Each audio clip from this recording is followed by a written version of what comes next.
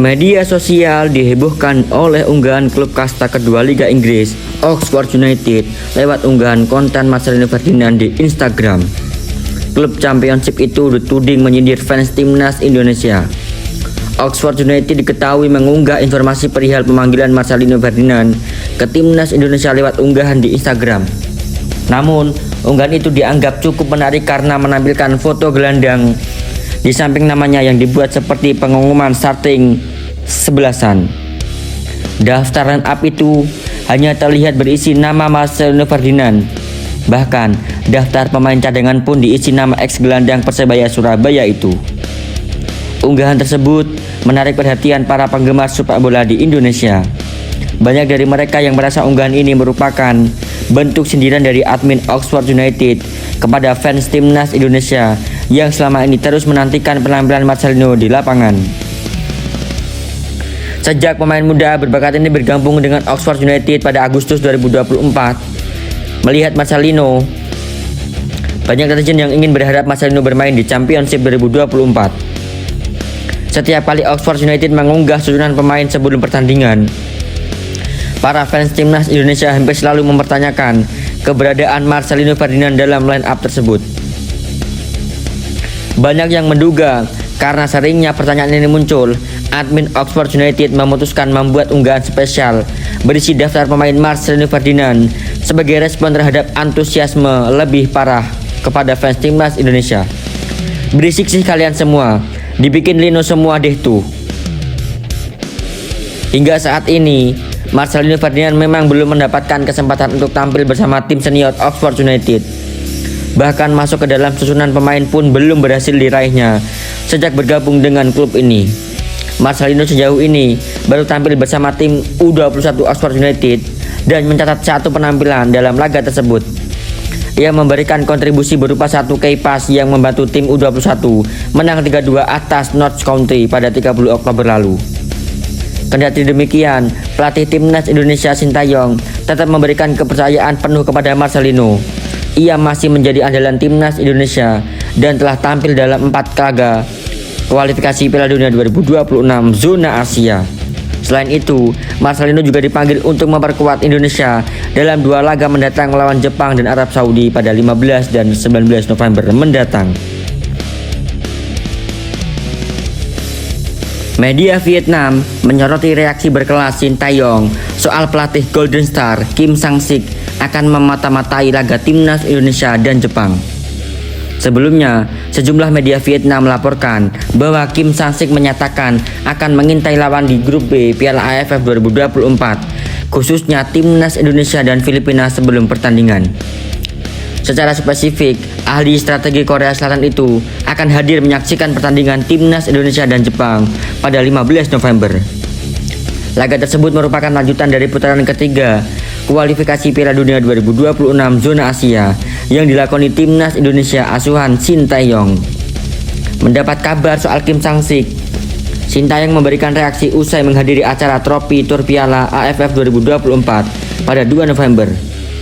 Sintayong mengatakan langkah pelatih Kim Sang-sik untuk memata-matai Indonesia di laga kontra Jepang adalah hal yang lumrah sebagai calon lawannya. Itu hal yang biasa. Sebagai pelatih kepala, Kim Sang-sik tahu apa yang dia harus lakukan. Bagi setiap orang yang mengejar karir kepelatihan, mereka harus merencanakan untuk menonton pertandingan secara langsung dan menganalisis lawan mereka.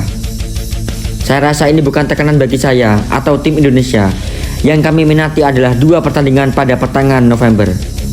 Pada acara tersebut, Sintayong juga mengaku sempat berdiskusi dengan PSSI mengenai rencana target perebutan tiket putaran keempat kualifikasi Piala Dunia 2026. Di sisi lain, ahli strategi asal Korea itu memutuskan mengirim skuad U22 timnas Indonesia untuk mengikuti Piala AFF 2024 akhir tahun ini.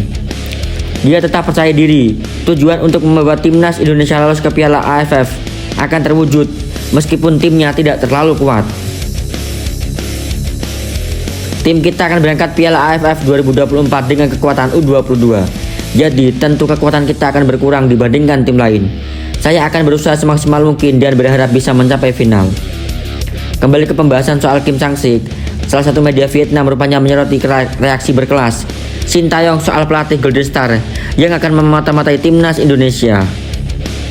Ia mengulas tanggapan dari pelatih timnas Indonesia itu soal rencana kedatangan Kim Sang-sik di laga kontra Jepang. Timnas Vietnam dipastikan tidak akan ketambahan pemain lewat jalur naturalisasi di ajang ASEAN Cup 2024. Baru-baru ini, kubu The Golden Star Warriors telah merampungkan satu proses naturalisasi. Mereka berhasil menaturalisasi bomber asal Brasil, yakni Rafael Leson. Rafael Leson berhasil dinaturalisasi usai tinggal lama di negeri Naga Baru.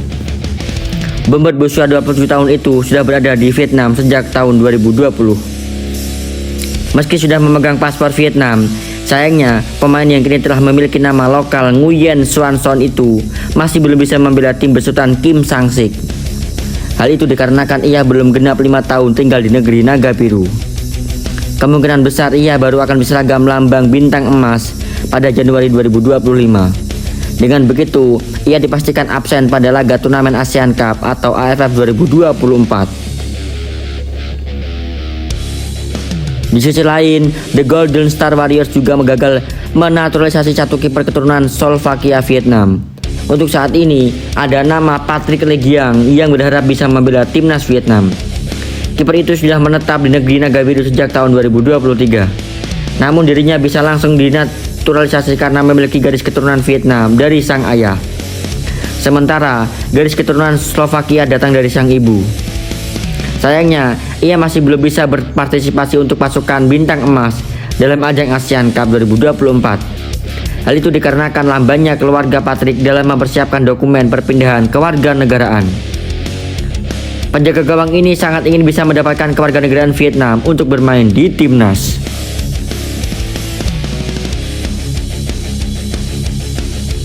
Penyerang asal Brasil seharga 4,3 miliar blak-blakan bersedia untuk dinaturalisasi demi memperkuat timnas Indonesia. Shin Tae-yong dinilai masih membutuhkan sosok predator di lini depan untuk timnas Indonesia untuk menambah daya gedor skuad Garuda, khususnya pada laga sisa putaran ketiga kualifikasi Piala Dunia 2026. Terbukti, timnas Indonesia belum pernah meraih kemenangan dalam 4 laga awal grup C putaran ketiga. Jai Isa dan kawan-kawan memang sempat memberi kejutan dengan mengimbangi Saudi dan Australia 0-0 dan 1-1. Namun mereka harus takluk dari Cina 1-2 di laga terakhir.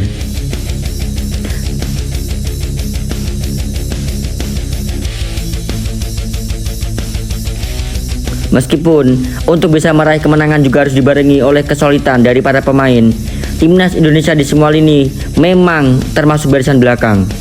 Timnas Indonesia sendiri masih menyisakan 6 laga di putaran ketiga kualifikasi Piala Dunia. Jauh sebelum laga tersebut, skuad Garuda sempat santer diisukan akan mendapatkan pemain naturalisasi tambahan, termasuk di lini depan.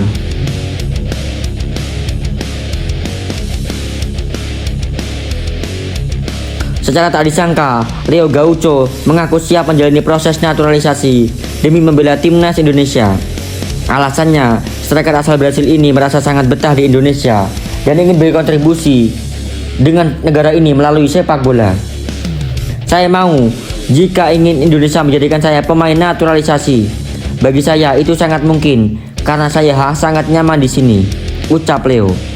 Bagi saya itu adalah satu kemungkinan besar untuk menjadi pemain naturalisasi dan bermain untuk negara yang besar ini. Saya sangat menyukainya.